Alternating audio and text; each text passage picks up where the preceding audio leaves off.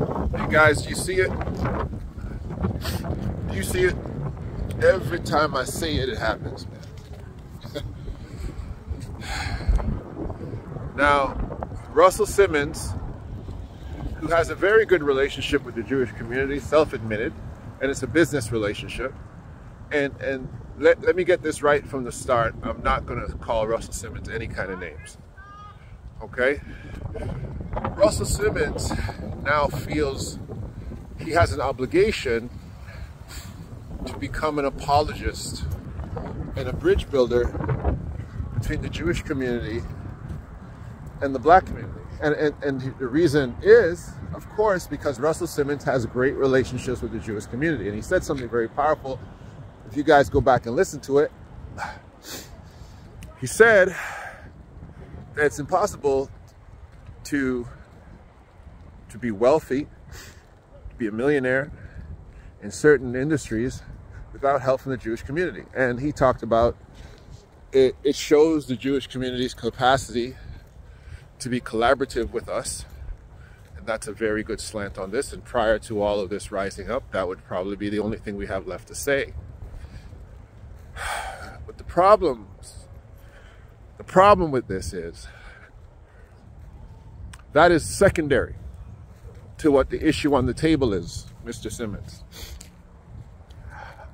The issue on the table is the invalidation of us as a people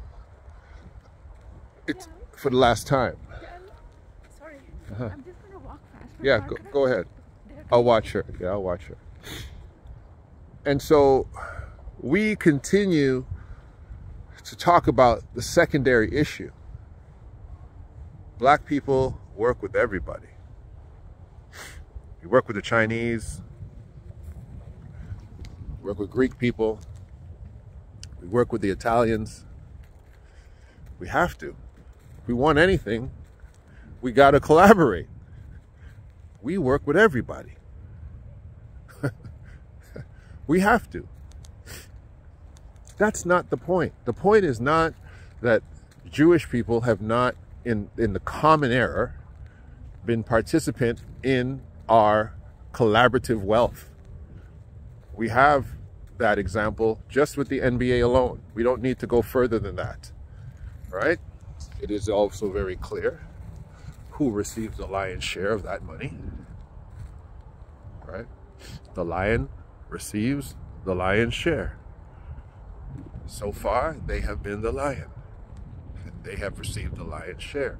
I have an interesting, I'll do this really quickly. It's an Aesop fable. A lion, a donkey, and a fox decided that they were going to go hunting one day. And when they went hunting and they gathered all the food together, the lion looked at the donkey and said, "Mr. Donkey, divide and we shall eat." The donkey looked at the lion, looked at the fox, looked at the food, and divided all the food in 3 equal portions. And he looked at the lion, he said, "Mr. Lion, pick your portion." The lion looked at the donkey, looked at the fox, looked at the food divided in 3 equal portions, and he struck the donkey dead. Then he looked at the fox, he said, "Mr. Fox, divide the food and we shall eat." The fox looked at the dead donkey, looked at the lion, looked at the food, and he divided the food as such. 90% he put in one mound and 10% he put in another. And he said, "Mr. Lion, pick your portion." The lion was incredibly happy. He said, "Mr. Fox, well done. Who taught you to divide food this way?" The fox said, "The dead donkey did." We know who has received the lion's portion. That's the moral of that story. The lion receives the lion's portion. And you got to learn from another man's mistakes. You can put 2 in there. But Russell, absolutely, your career has been about benefiting from individuals who are Jewish, who wanted to help you in the music career, the fashion business, and other businesses. And you've been extremely successful. So of course, sir, you'd be ungrateful. You'd be ungrateful to sit back here and to say, yeah, you know, the Jewish community is this and that. You'd be very ungrateful to say that, and I understand, and I appreciate your position. But please appreciate ours. Please please appreciate this from a historical lens. That we are not coming for the black community, sorry, the Jewish community.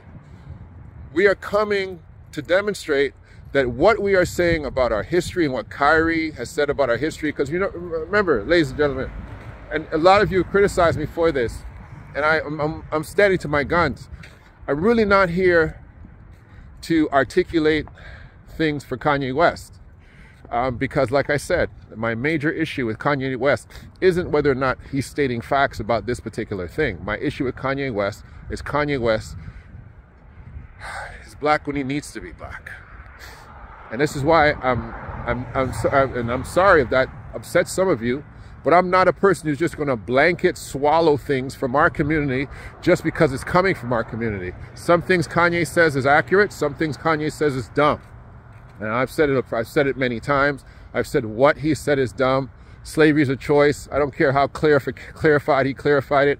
Walking around in White Lives Matter t-shirt. I don't care how much he clarified it when he put on the MAGA hat and starts to defend Trump and all this foolishness. I don't care. Kanye says some stupid stuff.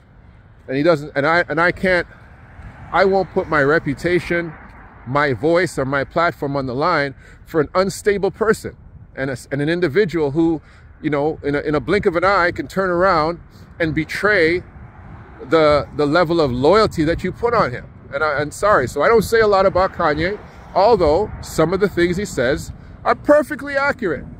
And some of the things he says are not. Oh boy. So, that being said, I want to make sure that we look at what Russell Simmons is saying with a grain of salt and understand that, Mr. Simmons, although your relationships are your relationships, we have another issue to talk about before we go there. And I'd like you to be appreciative of the fact that that issue is on the table and we're not going to take it off the table. All right? That's my time. This is The Real Spiel. I got to find my class. Okay, bye-bye.